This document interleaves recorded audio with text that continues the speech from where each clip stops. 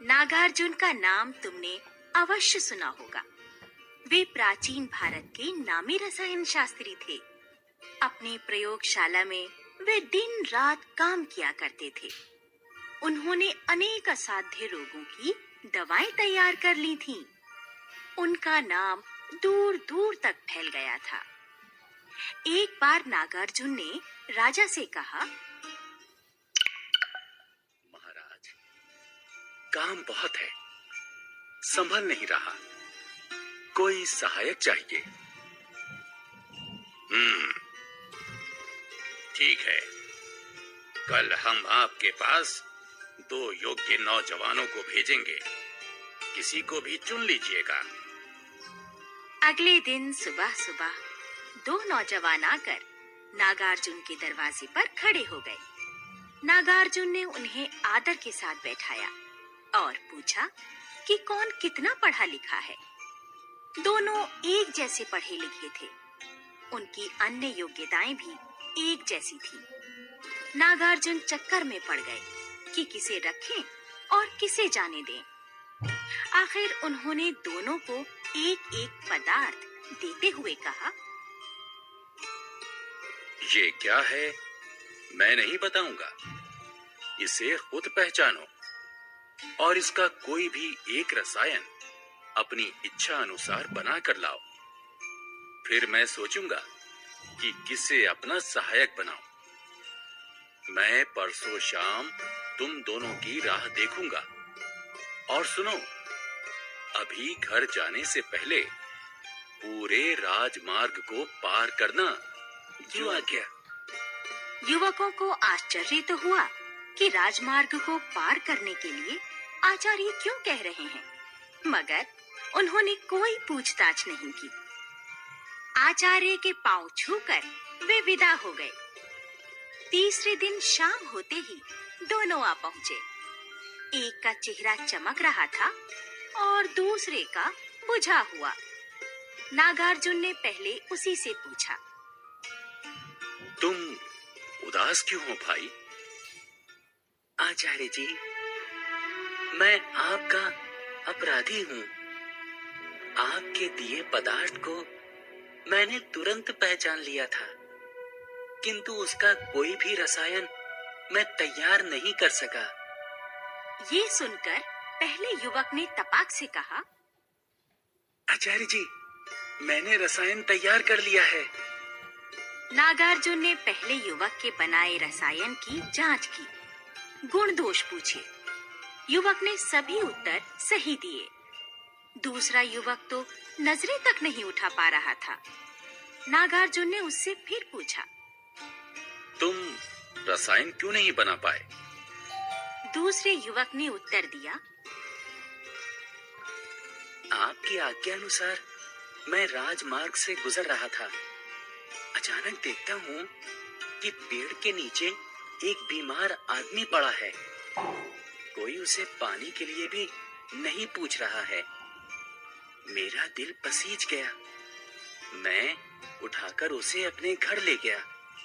वो इतना बीमार था कि मैं उसी की सेवा करने में उलझा रह गया। रसायन तैयार करने का समय ही नहीं मिला। तुमने उचित किया। मैं तुम्ही को अपना सहायक नियुक्त करता हूँ। जब राजा और नागार्जुन की मुलाकात हुई तो राजा ने बड़े आश्चर्य से पूछा, आपने क्या किया आचार्य जी? जो रसायन बना कर लाया उसे ना रखा और जो नहीं लाया उसे रख लिया। जी हाँ महाराज, जिसने रसायन नहीं बनाया उसने मनुष्य की सेवा की थी।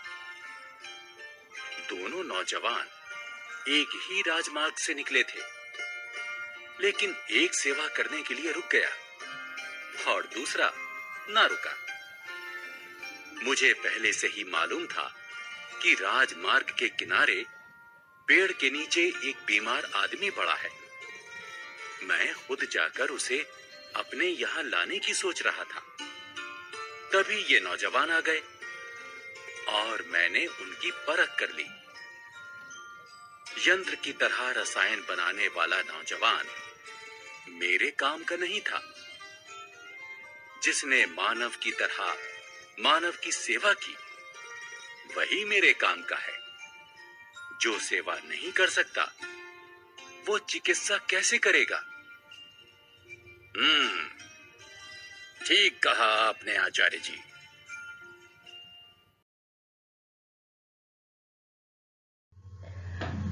आप लोगों को कहानी तो समझ में आ गई होगी परख चैप्टर की।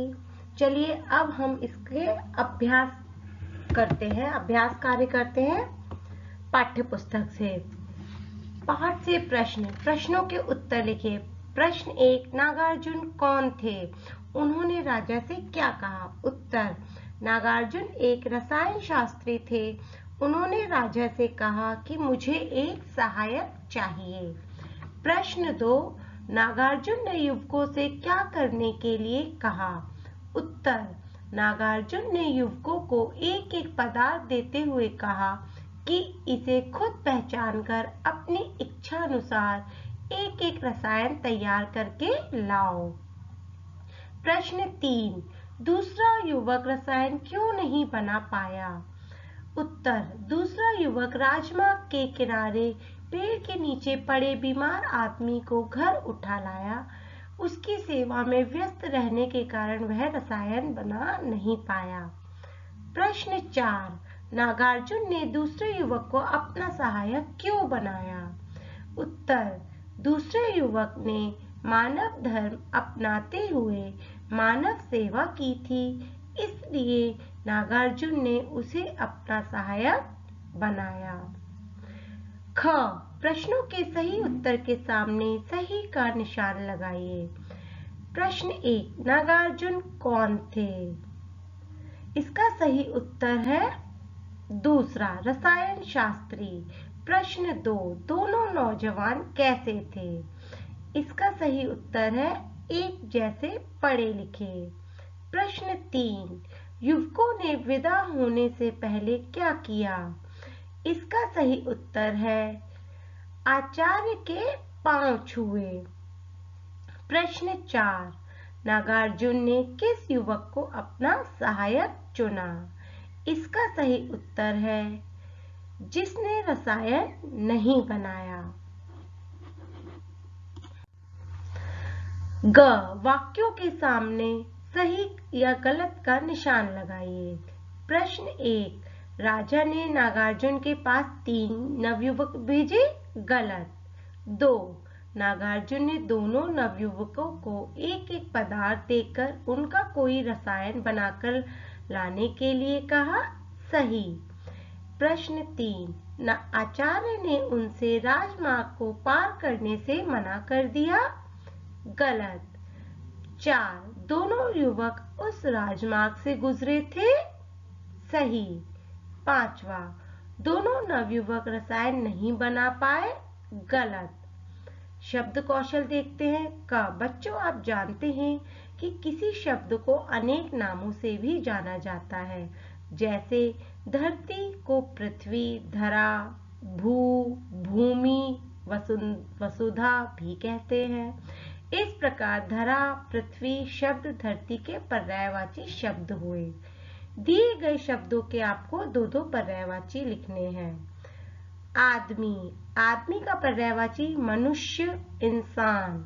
राह, रास्ता, मार्ग। दिन, दिवा, दिवस। पांव, पैर, चरण।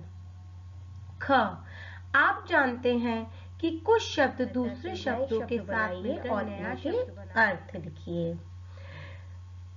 राज, शास्त्री, व्यायाम, प्रयोग, मार्ग, पुत्र, शाला, रसायन।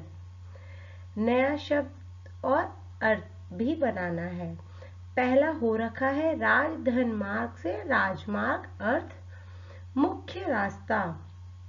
दूसरा शब्द बन सकता है रसायन धन शास्त्री, यानी रसायन शास्त्री, अर्थ रसायन शास्त्र का ज्ञाता। तीसरा व्यायाम धनशाला, व्यायाम शाला, अर्थ व्यायाम करने के लिए शाला। राजधन पुत्र, नया शब्द राजपुत्र, अर्थ राजा का बेटा। भाषा कौशल देखिए, वाक्यों में उद्देश्य के चारों ओर गोला लगाइए और विधेय के नीचे रेखा खींचिए। उद्देश्य क्या होता है? उद्देश्य वाक्य का मुख्य भाग होता है जिसके बारे में बात की जाती है, और विधेय होता है उद्देश्य के बारे में जो बताया जाता है वो विधेय कहलाता है। तो पहला देखिए, नागार्जुन प्राचीन भारत के नामी रसायन शास्त्री थे। इसमें उद्देश्य है नागार्जुन, विधेय है प्राचीन भारत के नामी रसायन शास्त्री थे। दूसरा, अगले दिन सुबह सुबह दो नौजवान उनके दरवाजे पर खड़े हो गए। उद्देश्य है अगले दिन सुबह सुबह दो नौजवान, विधेय है आकर उनके दरवाजे पर खड़े हो गए। तीसरा, दोनों एक जैसे पढ़े लिखे थे। उद्देश्य है दोनों, विधेय एक जैसे पढ़े लिखे थे। चौथा, उन्होंने दोनों को एक एक पदार्थ दिया। उद्देश्य उन्होंने, और विधेय है दोनों को एक एक पदार्थ दिया। ख, आप जानते हैं कि दो शब्दों, वाक्यों या वाक्यांशों को जोड़ने वाले शब्द समुच्चय बोधक या योजक कहलाते हैं। जैसे एक का चेहरा चमक रहा था और दूसरे का बुझा हुआ था। यहाँ और शब्द दो वाक्यों को जोड़ने का कार्य कर रहा है, इसलिए यह योजक है। कुछ अन्य योजक शब्द देखिए क्या होते, कि, तथा, इसलिए, क्योंकि, चूंकि, एवं आदि। नीचे दिए गए वाक्यों को उचित योजक शब्द लगाकर पूरा कीजिए। पहला, नागार्जुन ने उन्हें आदर के साथ बैठाया। खाली स्थान, पूछा, खाली स्थान, कौन कितना पढ़ा लिखा है। पहले वाले खाली स्थान में आएगा, नागार्जुन ने उन्हें आदर के साथ बैठाया और पूछा कि कौन कितना पढ़ा लिखा है। पहले में और, दूसरे में कि। दूसरा, आपके लिए पदार्थ को मैंने तुरंत पहचान लिया था। खाली स्थान, उसका कोई भी रसायन मैं तैयार नहीं कर सका। इस खाली स्थान में आएगा, आपके दिए पदार्थ को मैंने तुरंत पहचान लिया था, किंतु उसका कोई भी रसायन मैं तैयार नहीं कर सका। तीसरा, वह इतना बीमार था, रिक्त स्थान, मैं उसी की सेवा में उलझा रह गया। इसमें आएगा कि वह इतना बीमार था कि मैं उसी की सेवा करने में उलझा रह गया। चौथा, नागार्जुन चक्कर में पड़ गए। रिक्त स्थान किसे रखें, रिक्त स्थान किसे जाने दें। पहले रिक्त स्थान में आएगा कि और दूसरे में और। इस तरीके से बने वाक्य पूर्ण होगा। नागार्जुन चक्कर में पड़ गए कि किसे रखें और किसे जाने दें। रचनात्मक अभिव्यक्ति, चित्र देखिए, दिए गए शब्द संकेतों की सहायता से कहानी लिखने का प्रयास कीजिए। चित्र देखकर कहानी आप स्वयं लिखेंगे। तो इस तरीके से इस पाठ का अभ्यास कार्य पूर्ण होता है। आपको यह पाठ अच्छे से समझ आ गया होगा। धन्यवाद।